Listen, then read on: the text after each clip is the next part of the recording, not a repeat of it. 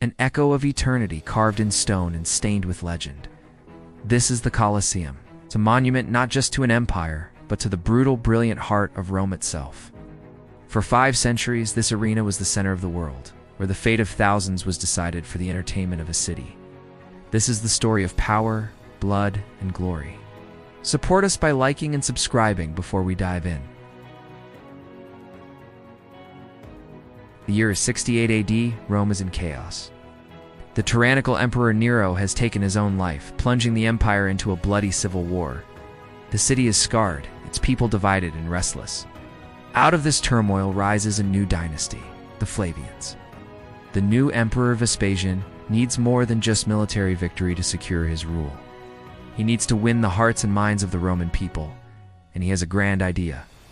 On the very grounds of Nero's extravagant private palace, the Doma Aurea Vespasian will build an amphitheater for the public, a gift to the people of Rome. It's a brilliant political move, erasing the memory of a hated tyrant and replacing it with a monument to public pleasure. Construction begins in 72 AD. It is a project of staggering scale, financed by the treasures plundered from the sacking of Jerusalem. The Flavian Amphitheater, as it was originally known, would be the largest ever built. But how did they build such a marvel?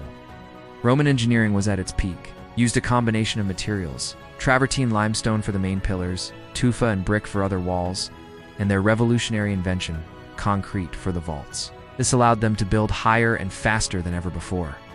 An army of tens of thousands of workers, many of them enslaved prisoners of war, toiled for a decade.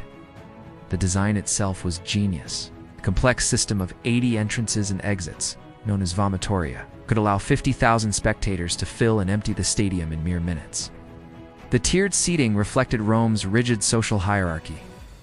The emperor and senators sat closest to the action, with the knights and wealthy citizens above them.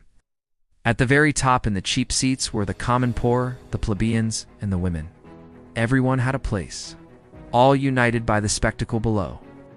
And for those scorching Roman summer days, a massive retractable awning, the velarium, could be unfurled by a special detachment of sailors, covering the arena in shade. It was an architectural masterpiece designed for maximum efficiency and crowd control. When Vespasian's son, Titus, inaugurated the Colosseum in 80 AD, he threw a festival of epic proportions. 100 days of games. The arena floor, covered in sand to soak up the blood, became a stage for unimaginable spectacles. But who were the men and women who fought and died on that sand? The gladiators. The word conjures images of heroic figures, rebels fighting for freedom. The reality was more complex.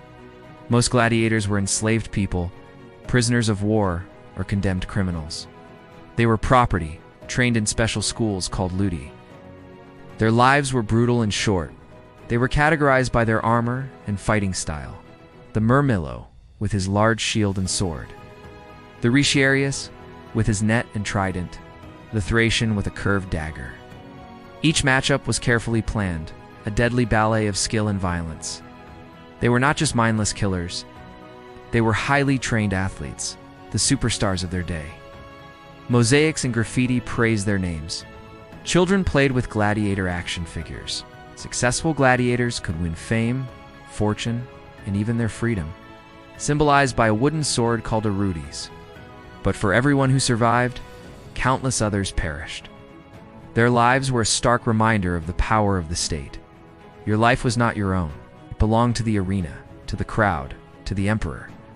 And beneath the arena floor lay another world entirely, the Hypogeum, a labyrinth of tunnels, passages, and chambers hidden from public view. This was the backstage of the death machine. Here, gladiators waited in darkness, hearing the roar of the crowd above.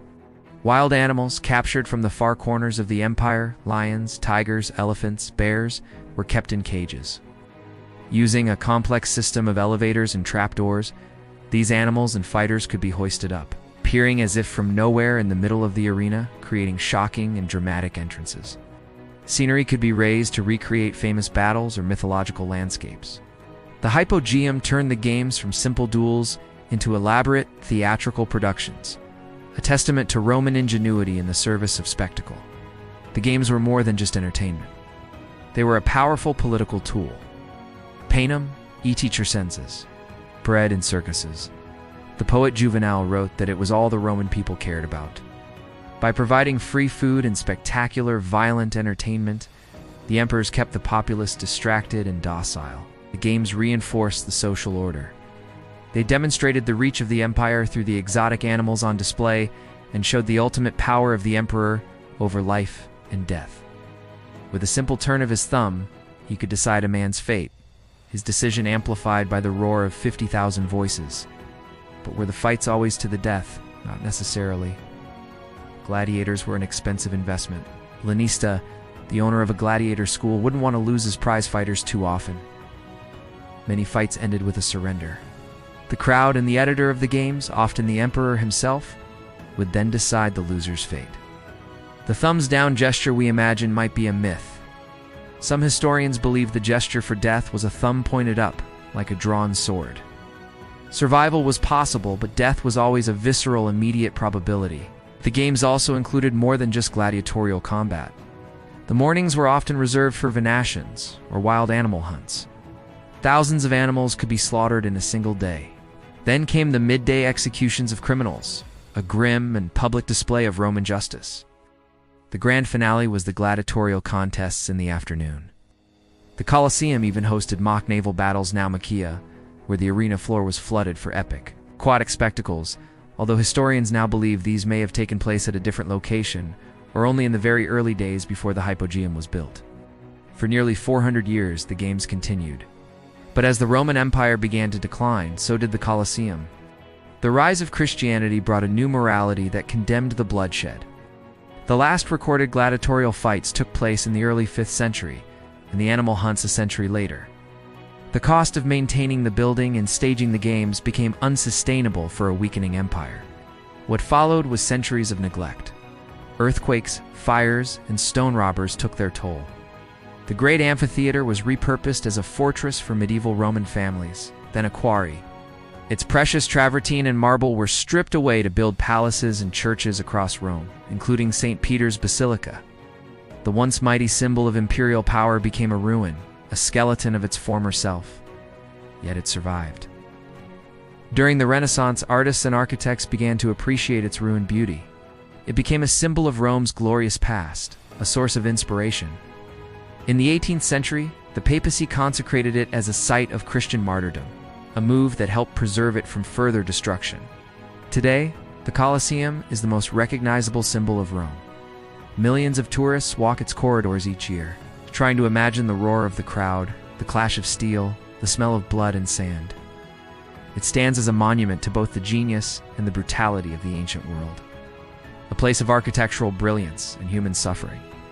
It reminds us that for centuries, the path to power and public adoration was paved with spectacle, a lesson that echoes through history. It forces us to ask, what are the spectacles of our own time? And what price do we pay for them? Thank you for watching. If you enjoyed this video, don't forget to like, subscribe, and hit that notification bell so you don't miss our next adventure. See you next time.